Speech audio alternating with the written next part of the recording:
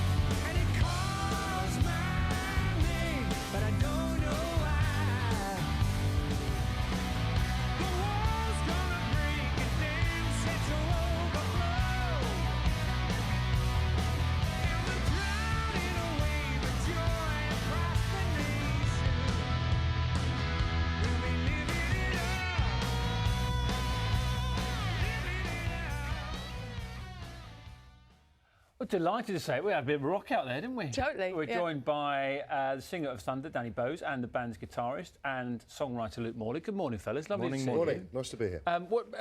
Album number what? 14?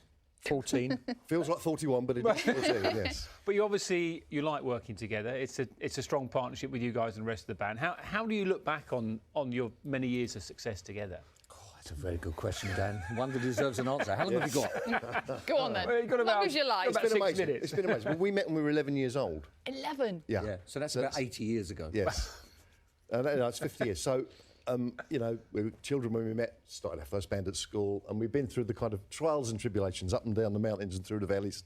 We've and probably everything had else. more good than bad, haven't we? Yeah, you have Otherwise to say, we wouldn't be here. it's been fun. But obviously, when you meet at 11, you obviously know each other inside out. So you've seen the good times and the bad times. You know exactly how each other react in every situation, I would imagine, don't you? Yeah, absolutely. Pretty much. It's pretty telepathic. Absolutely, yeah. Hang on. Got that? So you knew I was going to scratch it. And actually, the new album, which is called Dopamine, it's about a really modern subject as well, isn't it? It's about our addiction to everyone seeing our lives and everything being out there. What made you write about that? It's kind of, well, there's two sort of themes that run through the album. One of them is social media and the role it plays in our lives. And the other is, because the album was written and conceived during the pandemic, it's a lot about that as well. It's how the two things kind of interact. It's a bit sort of, sounds complicated, but it isn't really.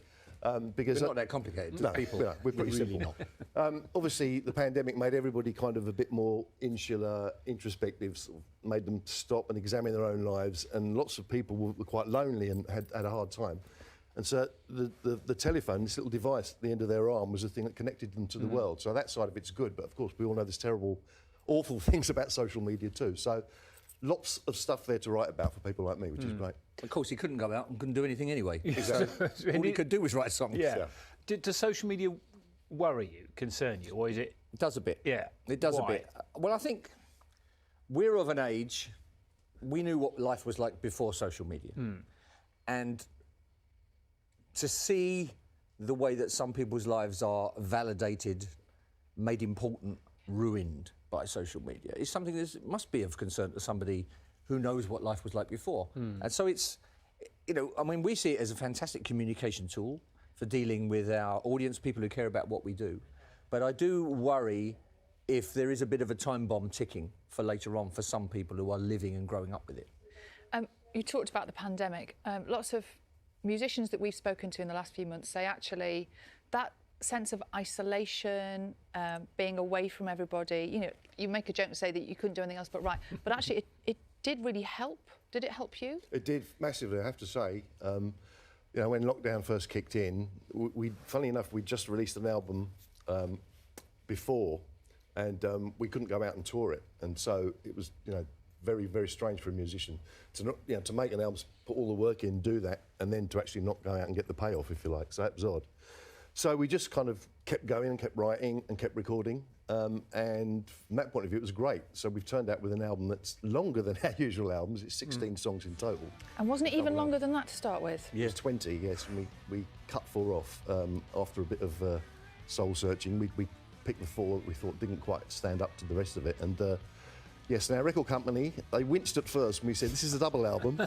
And we want to release it in about 8 months' time. Yes, Yeah. but they were okay with it. And so it represents the whole kind of that period, that 2-year period in a way. So it's kind of a nice way to remember it, I hope. And how do you think how would you describe, this might be a difficult question to answer, how's your music changed over the years, do you think?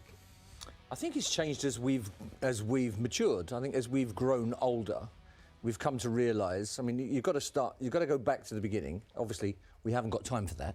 So in 1989, when we started our band, we were 29 years old, we were young men, and we had a certain view on life, which was a lot simpler than it is now.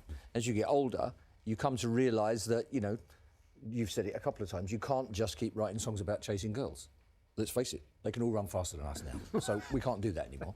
But, you know, you feel different about things, you know, as time goes by. You know, you get family, your life changes. Yeah. And Luke's always written about the things that he sees, things he feels that's going on in the world. And the social commentary that's gone on in our records, it's been there from the beginning.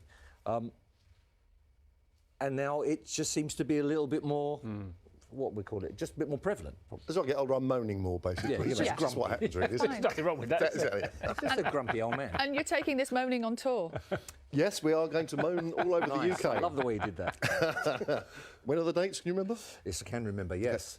We're playing in Cardiff at the Motorpoint Arena. We're playing at Leeds. We're playing in London at Wembley Arena. We're playing Birmingham, Resorts World Arena, or whatever they call it this week. And we're playing Leeds First Direct Arena.